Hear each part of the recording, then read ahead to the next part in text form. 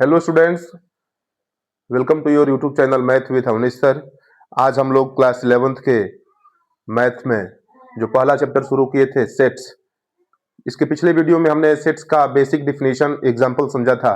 इस वीडियो में हम डिस्क्रिप्शन ऑफ सेट्स को समझेंगे या रिप्रेजेंटेशन ऑफ सेट्स को, यानी किसी भी सेट को कैसे लिखेंगे। तो किसी भी सेट को लिखने के दो तरीके होते हैं। एक होता है कि रोस्टर फॉर्म जिसको हम टेबुलर फॉर्म के नाम से भी जानते हैं, और दूसरा तरीका होता है सेट बिल्डर फॉर्म। तो आइए हम समझते हैं डिस्क्रिप्शन ऑफ सेट को ही रिप्रेजेंटेशन ऑफ सेट्स के नाम से जाना जाता है। ठीक है, तो डिस्क्रिप्शन ऑफ सेट यानी किसी भी सेट को लिखने के कितने तरीके होते हैं? दो तरीके होते हैं। एक होता है रोस्टर फॉर्म जिसको हम टेबुलर फॉर्म के भी नाम से जानते हैं, और दूसरा तरीका होता है सेट बिल्डर फॉर्म।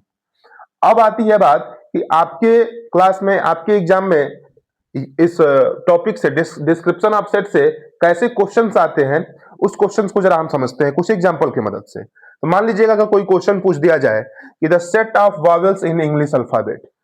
ये क्वेश्चन पूछ दिया जाए कि the set of vowels in English alphabet, इसको आप रोस्टर फॉर्म या टेबुलर फॉर्म में लिखिए। तो कैसे लिखेंगे? सबसे पहले मान लीजिए कोई सेट है ए, जिसका नाम ए है। किसी भी सेट को लिखने के लिए हम करली ब्रैकेट का यूज करते हैं, और करली ब्रैकेट के अंदर जब हम इस सेट के मेंबर्स को लिखेंगे, यानी सेट के जब एलिमेंट्स को लिखेंगे, तो कॉमा के साथ लिखेंगे। तो कितने वॉवेल्स होते हैं इंग्लिश अल्फाबेट में?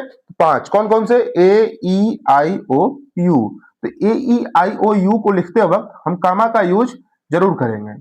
ठीक है, दूसरा एग्जाम्पल हम समझते हैं।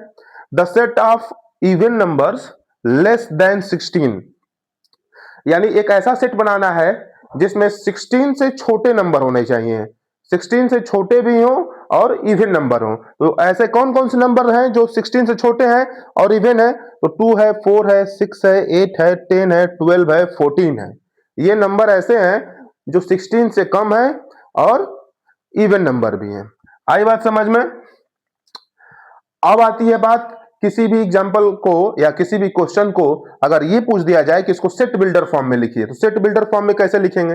जैसे मान लीजिए यही एग्जाम्पल है कि the set of vowels in English alphabet, इसको लिखना है अगर सेट बिल्डर फॉर्म में। तो सेट बिल्डर फॉर्म में लिखने का, जब सेट बिल्डर फॉर्म में लिखने को कहा जाए तो आपको यह समझना है कि आपको उस एलिमेंट को डायरेक्टली नहीं लिखना है उस सेट में, उस एलिमेंट की प्रॉपर्टीज को बतानी है। सेट बिल्डर फॉर्म में क्या होता है? डायरेक्ट एलिमेंट को नहीं लिखा जाता है, उस एलिमेंट की प्रॉपर्टीज को बताया जाता है कि उस एलिमेंट की प्रॉपर्टीज क्या है। तो हमने लिख दिया कि कोई सेट है A is equal to curly bracket में एक्स सच दैट, इसको क्या पढ़ा जाता है? सच दैट, यानी एक्स कैसा है। अब एक्स को हम डिफाइन कर रहे हैं यहाँ कि एक्स क्या है, यानी ये जो इस सेट के अंदर जो एक्स एलिमेंट है उसकी प्रॉपर्टीज क्या होगी। तो क्या प्रॉपर्टीज है एक्स की? तो x is the vowels of English alphabet. हमने बता दिया कि एक्स क्या है, तो अंग्रेजी वर्णमाला का स्वर है। X is the vowels of English alphabet.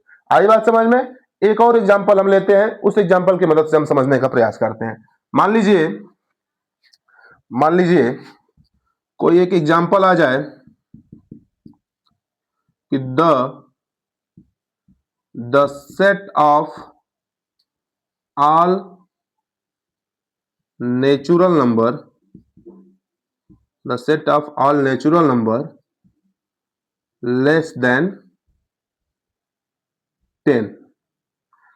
The set of, हमें एक ऐसा सेट लिखना है, हमें एक ऐसा सेट बनाना है जिसके अंदर कैसे एलिमेंट होने चाहिए? तो जो नेचुरल नंबर हो और 10 से छोटे हो। उस सेट के अंदर कौन कौन से एलिमेंट आएंगे? तो 1 आएगा, 2 आएगा, 3 आएगा, 4 आएगा, 5 आएगा, 6 आएगा, 8 आएगा और 9 आएगा। तो डायरेक्टली अगर सारे एलिमेंट को हम कामा के साथ करली ब्रैकेट में लिखेंगे तो वो हो जाएगा रोस्टर फॉर्म कहलाएगा, रोस्टर फॉर्म या टेबुलर फॉर्म। लेकिन हमें लिखना किस में है? सेट बिल्डर फॉर्म में। तो डायरेक्ट एलिमेंट को नहीं लिखते हुए हम उसकी प्रॉपर्टीज को बताएंगे। जैसे मान लीजिए कोई सेट ए है, एक्स, इस सेट के अंदर कौन सा एलिमेंट है? तो मान लीजिए एक्स एलिमेंट है। अब एक्स इज सच दैट, क्या पढ़ेंगे? एक्स सच दैट, एक्स कैसा है? तो x belongs to natural number. क्या लिखेंगे? एक्स, इसे पढ़ते हैं belongs to natural number and x is less than 10।